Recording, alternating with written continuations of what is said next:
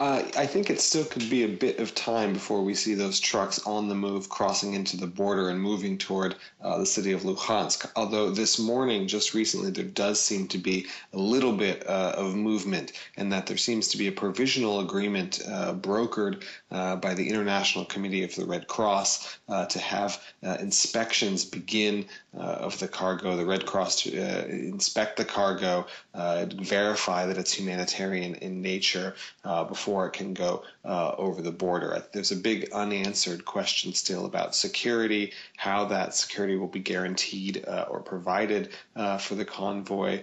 Ukraine is very wary that the convoy could be a wedge for further intervention by Russia, so it certainly doesn't want to see any kind of Russian military escort.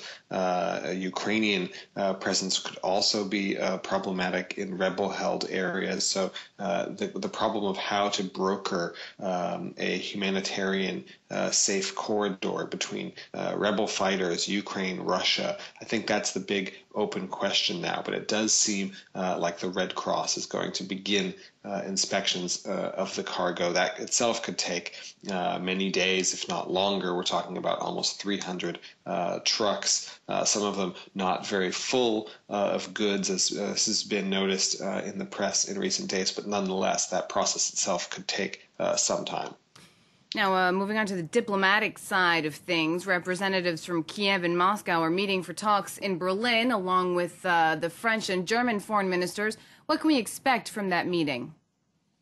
Well, it's certainly a hopeful sign for the diplomatic track that those leaders are meeting. Again, the diplomatic side of this conflict has sputtered along in a stop-and-start way for months now. Just anytime there would be a hint of progress on the diplomatic front, essentially negotiations would collapse and the conflict would escalate again. So certainly it's encouraging that foreign ministers are meeting, that diplomacy again has re-entered the equation.